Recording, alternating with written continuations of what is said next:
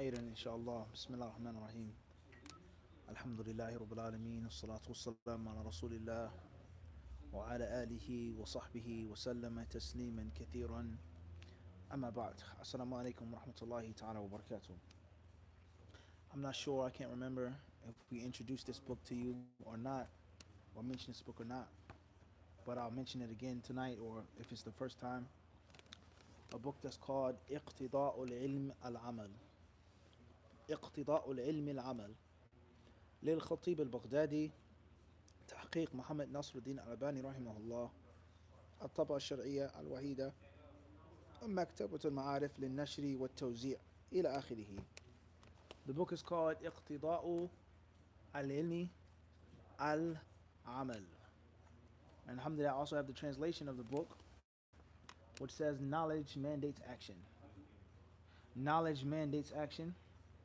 And it's by Imam Abu Bakr Ahmad ibn Ali al-Khatib al-Baghdadi, who died 463 463 of the Hijrah. So this book here is a part of the collection and the genre of, it belongs to several collections and genres, but the one that we want to talk about now is the genre of Kutub al-Talab. Kutub al-Talab, or Kutub Talab al-Ilm, or Kutub Adab Talab al-Ilm, or Kutub Fadl Talab al-Ilm, etc. The books that deal with how to seek knowledge, the virtue of seeking knowledge, how not to seek knowledge, what to do when you seek knowledge, etc. What is your responsibility when you're a beginner? How do you seek knowledge when you're on the intermediate level? And how do you seek knowledge when you become advanced and you get a great deal of knowledge? And the list goes on. This book is written by Khatib Baghdadi rahimahullah. We've introduced several other books of his as well. One of the most prolific writers of Al-Islam and of the 5th century. And it's basically establishing the virtue and the excellence of learning and acting. The virtue and the excellence of learning and acting, and the dispraise and the warning of learning and not acting. And learning just to get information and not to act upon it and not to do anything with that knowledge. From what the Prophet ﷺ says, and what the Sahaba said, and what the Salaf said, the Tabi'een, what they said regarding these issues of learning and acting, so on and so forth. So that's the book, alhamdulillah. It's a pocket-sized book. Here is the tahqiq of Shaykh al-Albani rahimahullah, and it says in English with verification and notes. What does verification mean? We've explained before that that's not the proper translation of that term. Tahqiq, that is the translator sticking to harfiyya shadida, khati'ah, extreme word for word, haqqaqa. That's not what's meant, and that's different. Okay, here is yani tahaqqaqa. He verified. It became clear to him. It was verified, etc. Tahqiq means that you take the nuskha al-maqtuta, nuskhatul asl, the print, the manuscript, and you type it out, and you place in the periods, the colons, the hyphens, the parentheses, the numbering, and that's it. And you compare the nusakh, tuqabil al-nusakh. You have 3 versions of the manuscript. One written by the author, one written by one student, and one copied from the original one, as an example. Or you have a main manuscript that was written by the author, but it's incomplete. And the completion is taken from the nusakh al-manqula an al-asl that you found later on in Istanbul, in Damascus, in this country. That's what's meant by tahqiq. It's to turn the makhtut, which they have a picture of, and we've shown you makhtut before, to turn this into that. The footnotes, the daraja of the hadith, sahih, da'if, mawdu', is not what's meant by the word tahqiq. Everyone understand this? Nothing to do with tahqiq. If there are footnotes, if there's annotation, then that's different. Tahqiq is editing. Edited and annotated by such and such. Notes, etc. وهكذا. Everyone understand this? So Shaykh al-Albani rahimahullah ta'ala, like many other books, walillahi alhamd, he took them from the print or the world of maqtut to the world of matbu', the world of manuscript to the world of printed. And then Shaykh rahimahullah, he chose to add his own footnotes in which he briefly discusses the meanings, or sometimes he just talks about the authenticity versus the lack of authenticity of those narrations. This hadith is authentic, this hadith is inauthentic, etc. Khairan, inshallah. The last thing that I'll mention here, and this book is translated many, many years ago, and it represents an era, an old era, a lost era, which we're not going to get into right now. What's important is, Hayakallah Mukhtar.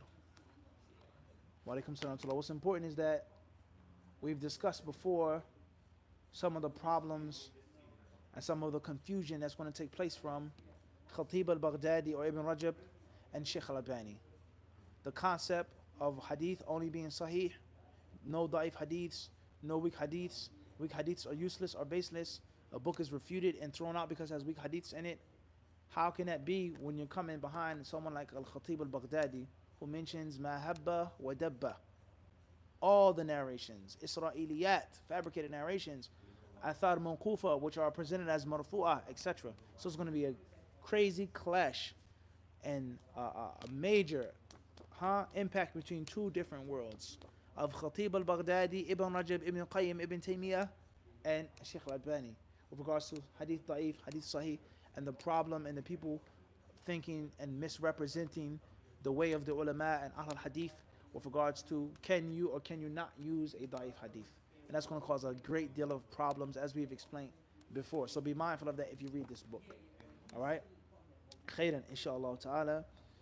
That's all we wanted to present right now. It says on page 43, its chain of narration is fabricated. All right? Its chain of narration is weak. Next page. Its chain of narration is weak. Its chain of narration is weak. All right? Turn to another page. Very weak. Very weak. Page 35. This is fabricated. Talha ibn Zayd is rejected. Munkar. Page 32.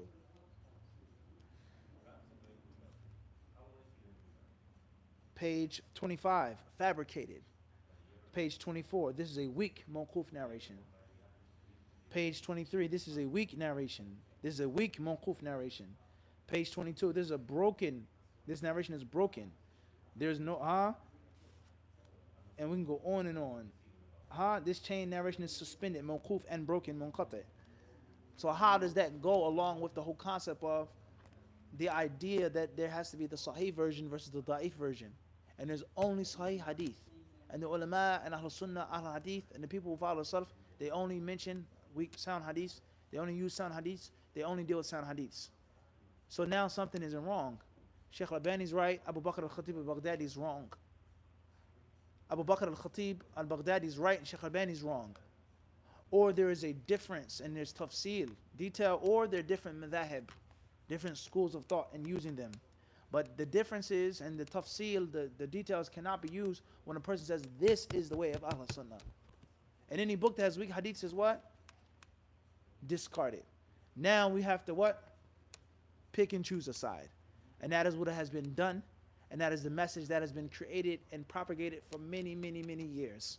So much so, if that a student of knowledge or another scholar differs with Sheikh al-Albani or any other scholar on a hadith issue, he's being accused and attacked and ransacked. So this is a perfect manifestation of what? Their problem. How many times is it weak, fabricated? So I thought we only, what? So Abu Bakr al-Baghdadi, then he's a mubtadi'. He's dal, mudid. He's quoting all these fabricated hadiths, and the people of knowledge only do what? Only sound hadiths. It's a problem. And I don't know, Allahu Alam, the people who propagated that message in the Middle East or North Africa or in the West, did they take that in mind? When you have Ibn Taymiyyah, Ibn Qayyim, anyone who reads their books clearly sees that they quote all different types of hadiths. Sometimes they're critical of those hadiths, they'll tell you that it's weak. But he's mentioning that this is what it says. And sometimes they say what? Nothing about it. All right? So did they take that in mind when they were propagating that it's only sahih, no da'if? And anyone who quotes da'if is weak and he's off of it and he's a deviant. Did they take that what? Into consideration? Ibn Taymiyyah, Ibn Qayyim, Ibn Rajab, Khatib Baghdadi, Ibn Abdul Bar. Did they even think about that? Allahu Alam. I don't think that they did. Those who are sincere, I don't think they thought about that problem until it was already what? In plain view. And once it's in plain view and it's in English in the hands of the layman, then it's caused what? Damage. And then people have lost trust, lost respect at worst, and at best they just become tremendously confused on the proper understanding. And Allah subhanahu wa ta'ala surely knows best.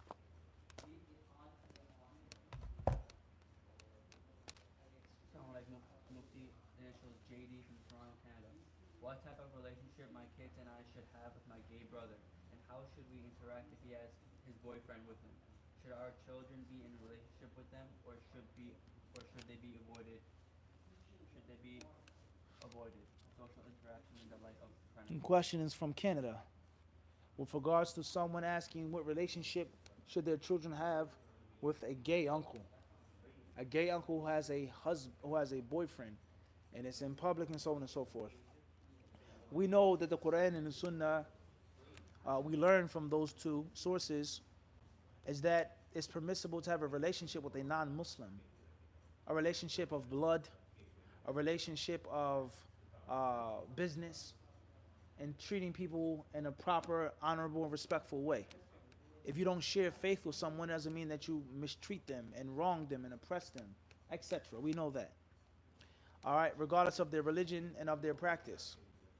However, there are certain practices and there are certain statements and actions which are considered to be fawahish and munkar, something evil, something that's disavowed, that's rejected, something which is an abomination. And it isn't no normal basic reaction and dealing that you can have with that person.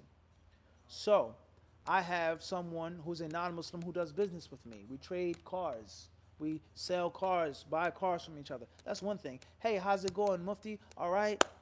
Handshake. Did you see the game last night? All right. Take it easy. Don't make too much money. Don't work too hard. Cordial speech in the place of business. Someone that's cool. Someone that knows you're a Muslim, respects you. No problem. We don't talk about faith. We're not here to talk about the Trinity. We're not here to talk about the second coming of Jesus. We're not here to talk about none of that. We're here to talk about business, about cars, to make some jokes, bring me a Philly cheesesteak, so on and so forth. Labas, have a great day. All right, see you later. Take it easy. All right, have a good one. Basic, common stuff, right? That's not the same as a Christian who comes to my car lot and he's wearing a crucifix and he holds a crucifix in his hand and he's talking about the crucifix and talking about Jesus and Muslims are this and the Muhammad stole from the Bible and the Muslims are infidels and they're polytheists and they worship a moon god named Allah and so on and so on and so on and so forth. It's not the same. It isn't the same. Another scenario is someone who drinks alcohol. He's a drunkard, but he's the best mechanic. I bring my car to him. Hey, I got a 1950 Chevy, an Impala for you to fix up. All right, have it for a low rider, right? All right, I need the hydraulics, I need the spokes, etc. He's the best paint artist, the best mechanic. He does everything for the old cars. He restores them, but he's a drunk. Everyone knows this, like a fish. He's always drunk, but he's the best mechanic to find. When he sees me, he puts his bottle up, or he, tries to act like he's not drunk. He tries to talk like he's sober. He has some type of respect. Or he has someone who meets me at the door to bring in the car into the garage, and he's under the car drunk. That's not the same as someone coming, smelling like liquor, smelling like alcohol, on his clothes, a bottle in his hand, spilling it. Hey, you want some of this? Drunk, jumping back and forth, spilling it. That's disrespectful. I'm not going to sit down with him and talk with him and have a conversation with that person. And he's spitting obscenities and cursing and talking nasty and obscene. It's a difference. So the concept of someone who has a boyfriend with him, okay, he's a boyfriend with him, and he walks down the street like it's nothing, like it's normal in front of my kids. No. You have an uncle. We don't see that uncle. We don't talk to the uncle for one reason or another. You come around my children who are Muslim, who are on the fitra, and you walk with another man holding his hand. No, I'm sorry. If you want to see your nephews or your nieces or talk to them, nah, not like that. I'm sorry, not like that. There has to be a line that is drawn, a line of respect. There has to be a line of dignity and decency. If I know that you're a homosexual, and for argument's sake, we still have a relationship, because that could be a means of a relationship being broken up. But you're my brother, blood brother. We grew up together. You're gay for whatever reason. When I see you or you call me, it's something about mom or pops or this and that. We don't talk about sexual orientation at all. I don't say nothing about the hellfire. Whoever you find doing the action of people of Lut, kill him, throw him off a cliff. I don't say none of that, and you don't say none of that. That's one thing. That's not the same as you coming in front of my children with another man. You guys are holding hands. One milkshake and two straws. All right? La, malish. You can't have your children around that, in which they think it's okay, and they see that, and they're being influenced with that. And the only time in which I would expose my children to that, for me to tell them and to show them the reality of it. Sitting around, we go out to Applebee's, we go out to a halal pizza place, with your uncle, yeah, la abadan. Your uncle's taking you out. No, I'm sorry, can't do that. And that's because that's not a normal act of kufr or shirk. That's not a normal act of disobedience. That's something that's blatant. And of course, everyone's different. We don't want to broad brush no one, but we cannot deny the reality of the LGBTQ movement. It's not just people fighting for civil rights or them being treated equally or fairly. We're humans, regardless of sexual orientation. I'm a professional. No, it's deeper than that. It's deeper than that. But you have to accept it. It's normal. It's fine. It's nothing wrong with the man loving another man. There's nothing wrong with the woman sleeping with another woman. There's nothing wrong with it. Rather, it's natural and it's organic to love the same sex, and for the bear to have two mommy bears or two papa bears. That's fine. There's nothing wrong with that. And if you don't accept that, you're an extremist, you're a fundamentalist, you teach hate, you're a Muslim cleric teaching hate for people watching right now. How is that? How is that? So if I walk down the street or I go into a place of business and the person behind the counter is a homosexual, how do I know that? I don't know what he's doing, but it's a man who's talking gay. Okay, let's be honest. You say he's clearly sweet, he got sugar in his tank. He's holding his hand like this, he's talking like this. How can I help you? Elder Bilal, something like that. That's one thing. I come here to buy something. I come here to get a plane ticket. That's it. Your sexual orientation has nothing to do with me, and I don't want anything to do with me. And if you're a better travel agent or better mechanic or whatever you do, and you're gay, then so be it. You have the best product, you have the best price, so be it. That's not the same as you being flamboyant and flaunting it and putting it in my face and my children's face and forcing us to accept it and begging and screaming for attention. And we use the common term flaming. He's on fire, he's blazing. It's not like someone who just see what? He got a little sugar in his tank. People say, right? Is he gay? Allah knows best. Is he feminine? Is he a little, Allah don't know what happened to him. That's not the same as a person who's what? Whoosh, on fire. Someone on an airplane serving you food, walking up and down the aisle, switching, holding his hand out like a woman, begging for attention, making jokes, staring at people, begging and asking for people to look at him. It's a difference. It's a what? It's a difference. So the LGBTQ movement is not just a movement for civil rights. It's not just a movement for equality amongst you. No, it's deeper than that. What is my children? What do they have to do with your sexual orientation? Why every single movie has to have a rainbow in it? Every single movie. Why is the movie two moms, two dads? Every book. Why are you forcing it upon the people? If it's natural, why do you got to come out the closet if it's what? If it's natural. So that's my stance and that's my position. If I had a brother or a sister that was gay and had a boyfriend or a husband, I would not allow my children around them. I would not allow my children to see that. I would not condone that. I would not feel comfortable with that. And Allah surely knows best. Initials AA, Miami, Florida. Assalamu alaikum, Sheikh. Is it permissible to pray in clothes underneath which you can see the shades of a person's skin tone? It wouldn't be considered see-through, but when wearing bright clothes underneath, you can see the color contrast between one's skin and the clothes underneath. From Orlando? Wearing transparent clothes, huh? Miami. Wearing transparent clothes or clothes that are thin or translucent or whatever you want to call them. It's a bright color. You can see the skin complexion of someone from beneath the clothes. It's not the same as see-through clothes, but it's just bright. I don't understand the question. If you can see the color of the skin, in my book, that means it's what? See-through. It's too thin if you can see someone's skin, no matter, regardless of the color. Wallahu alam. Next question. Initials AH from the UK. Advice for a student who seems like people have hasad for him. Question from the UK? Yes. Advice for a student. It seems that people have hasad for him. Turn away from him. Don't busy yourself with the person who has hasad. Don't think about them. And if you do think about them, because you're a human being, then allow their negative energy to be translated and recycled into positive energy. Allow it to be turned into propulsion, jet fuel. Go harder. Give them something to hate for. Huh? Give them something what? To hate for. No doubt about that. This person who has this negative energy can be used. It's an asset for pushing, for drive. You worship Allah. You do it for the sake of Allah. But this is a means of you what? Going even harder. You understand this? What did the wise man once say? About his destiny and how he ignored it once before. Sometimes you have to embrace your fate. Sometimes you have to what? Embrace your fate. If I'm the bad guy, I'm the villain, okay, then I'm gonna what? Let me play the villain now. Let me do a good job. Let me give you something to what? To hate for. Okay? And if that's not the case, you're being sad and upset and worried about them and oh, they're gonna refute me or they're gonna say this. Brother Fulan's not gonna shake my hand. Brother Fulan is not gonna invite me to his aqiqah. I can't teach at this masjid. Oh, you shouldn't be a student of knowledge if you're that soft. And you're worried about what people think and feel about you. It's the bottom line. There's no sugar on top of it. You cannot worry about what people think and feel about you. Do the right thing. You seek the truth. You study the truth. You excel. You embrace your destiny. And that's it. If you think about a hater or if something comes up, then allow it to what? Benefit you. And don't allow it to drag you and pull you down. And don't, the ulama of Islam, they mention from the most beneficial ways of protecting yourself from hasad is to turn away from the hasad. And we know what Allah says, Mutu bi ghaydikum. Die in your what? In your anger. Die in your rage. Wallahu alam. TM, Ottawa, Canada. What is the ruling on wearing tan skin, alligator, snake? Question from Canada. You said Ottawa. Wearing tan what? Skin. Tan skin such as alligator and snake. I don't see anything wrong with it. As long as it's tanned. As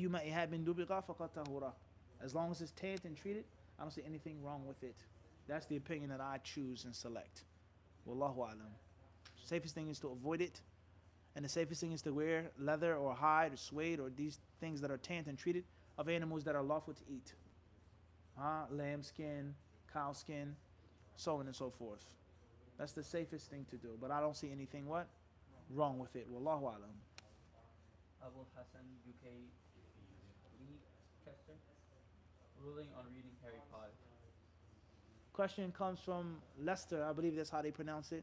UK, the ruling on reading Harry Potter. Don't read it. If you have no need to read it, don't read it. There are thousands and thousands of books, fiction, non-fiction, novels that you want to learn English from or stimulate your mind with. Whatever you're doing reading for, you don't have to read it.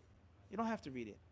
But if you feel that it's a very beneficial book and it's stimulating book and it's an intriguing book and it helps your children to read and to focus or whatever, then look at Harry Potter. What is included in Harry Potter? Some people have said, and Allah knows best. I haven't read Harry Potter. I honestly don't know. I think in my entire life, wallahi, I've seen the inside of one of the books and seen parts of one of the films, the Philosopher's Stone. And there was parts of it passing by. Everybody clear on this? We're riding around on the broomsticks at the school, right? Tell you. Okay. So, the concept of Harry Potter, I've had some brothers who say that in the books themselves, the novels is sihr. Not speech about sihr. No, there's actual sihr being placed on you through the books. I've heard one brother say this, a student of knowledge. I don't know how true that is. I don't know. I haven't experienced it. If that's true, then of course it's haram to read that book. It's haram to go near the book if that's true. And if that's not true, then let's go to the next scenario. Obviously, they're talking about sihr in the books. They're talking about sihr in the books. Is it permissible for a Muslim to read about sihr? Not studying it, not learning it, but just read it. And of course, if you're reading a novel, any true reader knows the immeasurable pleasure, like nothing else, of reading a good book. So you're enjoying the story. You're enjoying reading about the sihr. Is that permissible? Is that from al-wala wal-bara? Kufr bit-taghut? Yu'minuna bil-jibti wa-taghut? Is that included in iman and jibt and taghut? You don't believe in it, you know it's false, but have you made bara'ah? Have you freed yourself from taghut and the people of taghut by reading and enjoying those novels and being stuck to those novels? That's problematic, bila shak. That's no doubt about that. That's problematic. And the last scenario is what some of the modern day ulama of Islam mention, and bahithin, many researchers, they talk about the ruling on reading fantasy and watching fantasy. And fantasy is a problem. It's a problem. And one of the reasons why it's a problem, first and foremost, it becomes extremely addictive, and it sucks you into it, and you go to movie after movie, book after book of fantasy. Let alone the fact that a person's fantasy, and Allah knows best, the fantasy books and novels, it may stretch your imagination in a way which is not to be stretched. Now we know one of the benefits of reading books and novels is to get imagination and to become creative and to expand and broaden your mind and to pump the iron that Allah has placed there, to pump it, to make it big and strong. Now everyone knows is reading books. But is there a limit and a level of bodybuilding in which you're just too big? It looks like someone can just take a needle and pop you and just turn into a puddle of blood. So many muscles, the body is just unrecognizable anymore. Everyone understand this? You're just obsessed with bodybuilding and chiseling your body. And the same applies to fantasy and the mind being what? Stretched too much. In which the fitrah becomes perverted. In which many issues of the unseen and the ghaib, now you have a problem with them and understanding them and accepting them and thinking about them and imagining them and envisioning. It's too much now. So some of the ulama, they explain from the harms of these khayaliyat, these fantasy things in these books. Everyone understand this? And of course, this, like many other rulings in Islam, are not absolute. It doesn't mean that you can't have no type of fantasy or no type of imagination or have no type of reading of anything.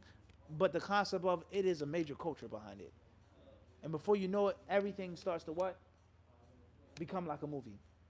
And before you know it, the person may be afflicted by sihr or jinn or whatever the case may be. And your iman and your mind is just all over the place because fantasy world and nothing is reality. Let alone it taking you away from the hardcore reality of life. So these are some of the mafasid of Harry Potter and things like this, Wallahu alam. No questions, Mukhtar. Your cup is full. Fadda. Initials AM for He's New Jersey. Assalamu alaikum. Is it permissible for a sister to attend the masjid for a lecture if she is on her menses? Question comes from Voorhees, New Jersey. Is it permissible for a woman to attend the masjid, attend the lecture, and she's on her menstruation? Bi'idhnillahi ta'ala is permissible. Inshallah ta'ala is permissible. That's the view that I take from the speech of the people of knowledge, is that a Muslim woman can enter the masjid, pass through the masjid, and actually sit in the masjid. One of the reasons, and not the only reason, but one of the reasons why many ulama hold the view that a menstruating woman cannot enter the masjid or sit in the masjid, as they say, khashyatut tilawuth, is the fear of the masjid becoming soiled. Fear of the masjid becoming stained with menstrual blood. And the menstrual blood obviously is najis. It's impure. Now, if that is the rationale or the reason why a menstruating woman cannot come into the masjid, then obviously in 2019, in most cases, that's going to be what? Totally obsolete. Especially in Western countries and many third world countries, but especially in Western countries, in which a woman fearing menstrual blood to drip on the carpet is what? Little to none of existence. It doesn't exist. In which hygiene, standards of hygiene, sanitary things are in so much widespread circulation that a woman plays sports and she's menstruating. A woman wears this and dresses like that and she's what? Menstruating, and then you can't even tell. Let alone her walking in the masjid and what? Blood spilling on the carpet, walking or sitting, all right? So I'm trying to prove a point on how some fiqh issues, some, not all, and we are not, like we were discussing in San Diego with the brothers, we're not with zealots on any of the two sides. Those who say that all fiqh views and opinions and fatwas from overseas and from this century are obsolete and outdated and they're totally of no use. And we have to make our own fatwas, all of them, every fatwa, every ruling, nothing. We're not with them. Nor are we with the other zealots and extremists who say that everything is of the past and everything has to come from overseas and everything has to be given by an Arab sheikh and everything has to be given by a mufti from overseas and everything has to be translated and everything has to go through Kuwait and Saudi and then come to America and translate it. We're not with them either. We're in the middle, inshallah. Is there certain things which remain? Abu Hanifa said this and it's the same to this day. Ibn Taymiyyah spoke about it and it's the same thing to this day. And there's certain things that a sheikh overseas who has more knowledge, more experience, more age, he knows, he was given an accurate description of what's going on and he gave a rule and that's accurate. We take that, no problem. And it doesn't mean that someone who's from America or living in America can't give his own ruling and can't make his own ijtihad and can't do his own research. Whether that person knows of Arab ancestry or not. Listen carefully because there's another difference. Many people, they think, oh, the sheikh can be in America but from Egypt and Palestine. Then you have a fiqh council. But if you're black, no, you can't make no fiqh council. You went overseas and studied and came back, you can't make your ruling. But an immigrant to the United States from Azhar or from Palestine, he can make a fiqh ruling on riba or mortgage. That's also ghalat. That's also wrong. And the only thing that matters in this is qualifications, being able to do it. Everyone understand this? So therefore, the point I'm trying to make is that there are many fiqh rulings that are based off of things which are obsolete. And you can't ignore that. And that's because those ulama, they lived during a time, in a place. And the world was very different in 6th century Damascus than Voorhees, New Jersey. The world was very different from Baghdad and Cordoba, from Philadelphia or New York. It's like night and day. The world is different. The world has changed. Technology, medicine, science, it's changed. And you can't ignore that. So there's a balanced position with regards to these new modern day rulings. And it's incorrect to say that every fiqh ruling is modern. That's not true. Everything is not a nazila. There are things which are thawabit, la tataghayyar, wa la tatabadal, nihaiyan. They never change. And there are other things which were temporary. And there are other rulings that were based off of what they thought it knew, and what cultural and racial and social norms that they had. And we in the United States in 2019 are not bound by them. Everyone understand this? And from that is the concept of menstruation, and things becoming dirty and soiled. I said that's one of the reasons. There are other reasons as well, and Allah knows best. Which was AZ, New York, New York. What is the ruling on gender reveal parties in Islam? These parties are thrown so that the parties find out the gender of the baby. Mixed parties are not mixed. We answered this the other day in San Diego in a live stream when we landed. Allah knows best. Assalamu alaikum, Mufti. Initials OA, London, UK. How do we gain trust when seeking a spouse when so many people are fake nowadays? Repeat the question, please. Assalamu alaikum, Mufti. Initials OA, London, UK. How do we gain trust when seeking a spouse when so many people are fake nowadays? Questions from London with regards to how do we gain trust from a spouse when so many people are fake nowadays. There's a culture behind these terms, fake and real. And many people that say keep it real, be real, keep it 100, I'm keeping it 100, keep it gangster, so on and so forth, keep it gangster, whatever. However, gangster or gangster, however you say it. Keep it real. And it's easy to say that. And it's easy to accuse someone else of being fake or being this and that. But the question is, when you look in the mirror, are you keeping it real? Are you real with yourself? Are you a real person? And what's meant by keeping it real? What's the definition of real and fake? The concept of you come from the ghetto, you come from the gutter, you work hard, you bust your hump, you scrape your knuckles on the concrete, and whatever you're doing, halal or haram, music, drugs, sports, whatever your profession is, you work hard. You come from nothing and you become successful. You become wealthy, you become prosperous, you become famous, you make a lot of money in a short period of time because you worked very hard.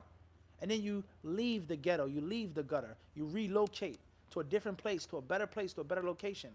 The first thing your friends are going to say is that you're what? You're a sellout. You're fake.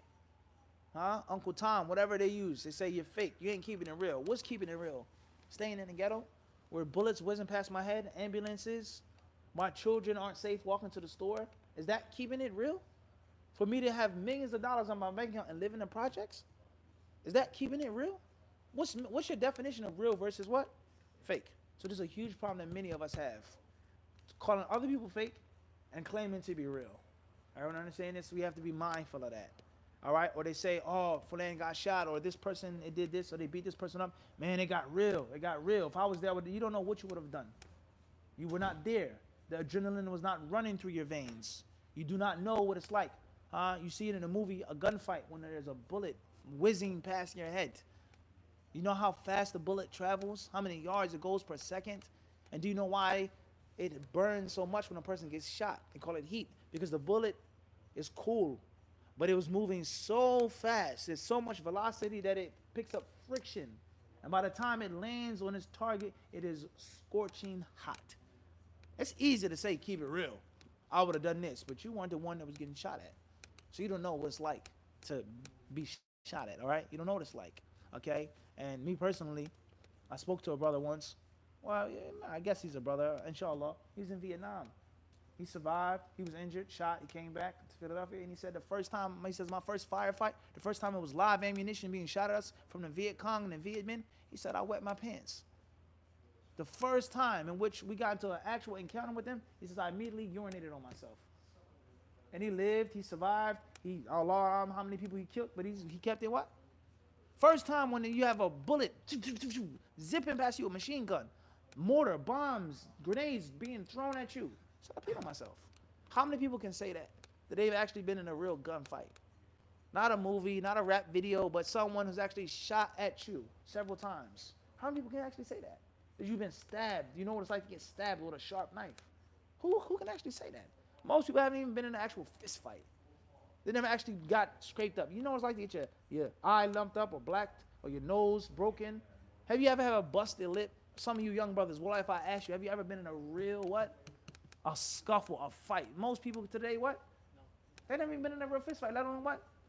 A gunfight. Never even picked up a gun. So there's a culture on social media, movies, sports, rap, music, in which everyone is claiming to be what? Real. Keep it real. Yo, he's not real. Oh, he's real. And everyone else is fake. So I'm warning from that culture. It's easier to say keep it real until you're what? In that situation. That's first and foremost. That's an nasiha for myself and for what? Everybody, all right? You're a sellout. That's easy for you to say because you weren't offered the money. You don't have the talent. So it's easy for you to say, oh, he's a sellout. You're not in that situation. You're not in the limelight, all right? So that's first and foremost. So building trust with a spouse and finding trust in a spouse, it depends. First and foremost is, your selection. Before you even get married, what pool are you fishing in? The quality of fish in this pond is supposed to be of a certain standard and grade before you go any further, let alone a specific fish that you actually reel in. Standard of fish. And the steps that you take in getting married, the du'as that you make, the things that you do, the advice that you listen to, Abdul Wadud, or what? Listen not to. Don't deal with this situation. It's no good. You're going to be messed up. No, you don't understand. Okay. Then later on, you what? Find yourself in a situation because you didn't what?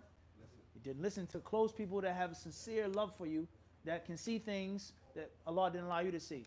Bad situation. I'll not get stuck in the past, right? At the end of the day, is finding trust in a spouse, a real spouse, and not a fake spouse. It starts before you get married. How you do it. And once you get married, inshallah ta'ala, take your time. That's my advice. Take it slow. Be easy. Take things easy. Take things slow. Learn the person. Get to know the person. You gradually reveal yourself to them. Bond. Build things together. And be honest and be upfront. And inshallah ta'ala, if it's meant for that person to be real and not fake, and for you to be happy with them and have children with them and live with them, then alhamdulillah. And if it's not meant and you get divorced or you discover that they're a different person or they live a different life or they have this sin or this problem, it's the qadr of Allah subhanahu wa ta'ala. What's important is you try your best. You present the most transparency that you can possibly present. You be honest. You be upfront to the best of your ability according to the situation and be connected with Allah. Stay connected with Allah subhanahu wa ta'ala. If you want to have true dreams, then be a truthful person when you're awake. If you want to have a sixth sense or a third eye, quote unquote, then see the truth and follow it. And Allah will allow your eyes to be what? Open. Allah will allow your ears to remain open if you only listen to the what? To the haqq. And not lies and haram things and so on and so forth. So how you live, your relationship with Allah, how connected you are to Allah, that will determine who is fake, who's real, close and far from you. And we all know what Allah did for Yusuf alayhi salatu wasalam. He protected him in that difficult situation because he was connected to Allah. He was chosen by Allah subhanahu wa ta'ala. He was sincere with Allah, and Allah kept him safe from that scandalous woman that was this close to ruining him. This close to ruining him. I would understand this. So that's my advice, bi'idhnillahi ta'ala. And seek istikhara before you do anything. And also seek the shura of wise and experienced people before you do anything. Pray to Allah, stay connected to Allah, and know for sure that nothing is going to happen to you unless Allah wills it. Good or bad. Wallahu alam. This is MC Queens, New York. Is it a must woman have to wear socks when she prays? Questions from Queens, New York. Is it a must that a woman wears socks while she prays? She doesn't have to wear socks. And some scholars say that she shouldn't wear socks if her garment isn't over top of the socks, because socks are tight and reveal the shape of her feet. What's important is to make sure that your garment is long enough on the top of your feet, inshallah. When you stand up, your garment should touch the ground. It doesn't have to be under your feet, and once you trip over it, and it becomes excessively dirty, but it should just fall on the ground. All right? Just a bit, or even if it was just the top of your feet. Or have your garment made in such a way, and when you walk outside, the garment is just above the ground, and your shoes are showing a bit, and once you don't trip over it. And when you take the shoes off, you shouldn't have on high heel shoes. Muslim women should not wear high heel shoes outside. You should not wear wedges or whatever type of heels you have, kitten heels, whatever they call them, stilettos, whatever you call them. You should not what? Nor allow your wife or your sister to wear them outside. A Muslim woman's garment, her heel should be flat, and if she needs some support, some arch, just a bit. Sneakers, snow boots, nothing crazy. Everyone understand this? Nothing crazy. And it's something that many brothers, they allow, unfortunately. They allow their women to walk outside with high heel shoes on. It's unfortunate. At the end of the day, there's nothing wrong with you wearing socks and shoes outside and your feet being covered with the socks and the shoes. But the garment shouldn't be so high. And when you pray, it should cover at least the top of your feet, bid'in ta'ala. And if you're praying in the house, then you can wear a very long garment. It could drag on the floor. You don't have to walk or run. Inshallah, there's no danger in your house. It's different than being outside. Wallahu alam. Initials AY, West London, UK. Assalamu alaikum. Some advice on young brothers who it's obligatory upon to get married. May Allah aid you. Question is from London. On advice on young brothers who are trying to get married is stop being so picky. That's my advice. The reason why you're not married is because you're too picky. You want this, you want that. She has to memorize this. She has to look like that. This height, this weight. You're too picky. And there are plenty of good sisters out there that want to get married, but you're too picky. She has to be from this race. She has to look like this. Kether, you're too picky. And we all know what the Mongols used to say. The Mongols would say that the mosquito starves as it stares at the tail of the ox. We'll say the tail. That's not what they say. The word that they use is a different word, a different part of the ox's body. They say the mosquito or the fly starves as it stares at this part of the ox. Meaning, you look at something so big and great and grand, and what it would be like, and I want, and you ignore your own cipher or circle, what you have the ability to do. Bid'in ta'ala, you can be, inshallah, a king and a prince in your own what? Right. And this is a very common practice if you come from the inner city. We call it ghetto fabulous. I live in the projects, or I live in a basic house or apartment, but I have what? The crib is what? It's decked out.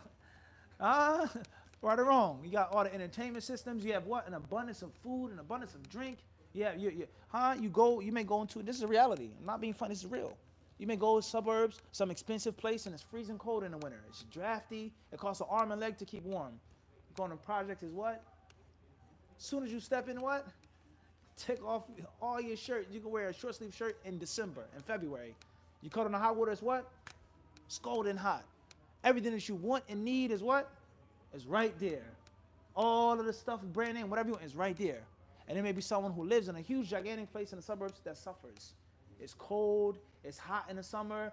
You have certain wild rodents, not roaches and rats, but you have possum, raccoon in your house, bad neighbors, anything. You understand what I'm saying to you? So the point I'm trying to make is that people, they look at the big palaces and the big houses, and they ignore the ability to actually what? Be happy and to have something in a small apartment. That's the point. The mosquito starves as it stares at the tail of the ox. So brothers, they always talk about this sister and this one, and all they're racist, they won't marry me, interracial marriages. Who said that your wife has to be from that nationality? There's a beautiful sister in her own right that's from a different nationality. Marry her. No, she has to be from this nationality. Her skin complexion has to be like that. Her hair has to be like this. She has to be this age. She can't have kids. She can't be together. She can't be together. She can't be together. The mosquito what? Starves as it does what? Stares at the tail of the ox. So that's my advice to young brothers and sisters as well. Stop being so what? Picky. Being selective is not what? Picky. It's difference. This is my preference. This is what I'm choosing, inshallah. I'll be patient. But that's not the same as you what? Starving. You're dying. Not being married. Living in New York City. Going to college. Driving your smart car. Every day is a fitna for you. Are there no sisters in the world that you can marry?